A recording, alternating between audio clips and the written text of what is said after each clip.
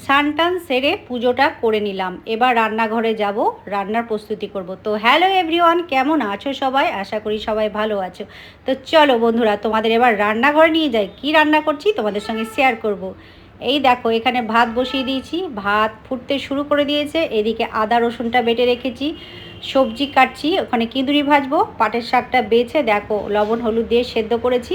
ফোড়ঙে ওই কাঁচা রসুন, কাঁচা লঙ্কা, পাঁচ ফোড়ন ভেজে নিয়ে সর্ষের তেল দিয়ে ওই সেদ্ধ করে রাখা পাটের শাকটা দিয়ে দিলাম। এবার ফুটিয়ে নামিয়ে নেব।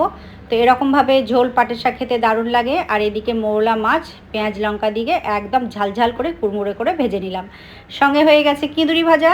আর এই দেখো আমের চাটনি তো প্রত্যেক দিনই এখন থাকবে। আর এই দেখো গরম গরম ভাত নামিয়ে নিয়েছি। তো রান্না প্রায় আমার শেষের দিকে, লাস্টে করছি চিকেন। তো দেখো আলু আর চিকেন ভালোভাবে কষিয়ে নিচ্ছি, দই দিয়ে করব। তো কষা কষা করব, যেহেতু ঝোল শাক মানে পাটের শাক আছে, সেই জন্য চিকেনটা কষা কষাই করছি। কত সুন্দর কালার এসছে দেখো বন্ধুরা। তো কষিয়ে নিয়েছি, এবার আমি গরম জল দিয়ে দিচ্ছি। বেশি জল দেবো না, যেহেতু কষা কষা করব, সেই জন্য বেশি অল্প পরিমাণে জল দিলাম, বেশি জল দিলাম না। তো সেদ্ধ হয়ে গেছে। নামানোর আগে আমি একটা ভাজা মশলা রেডি করেছিলাম, হাফ চামচ মতো দিলাম। এবার দিয়ে দেবো গুঁড়ো গরম মশলা। এটা দিলে তো দুর্দান্ত স্বাদ হয়, গরম মশলা পড়লে চিকেনে। তার সঙ্গে ধনে পাতা তো অবশ্যই যাবে। তো দেখো চিকেনটা আমার হয়ে গেছে।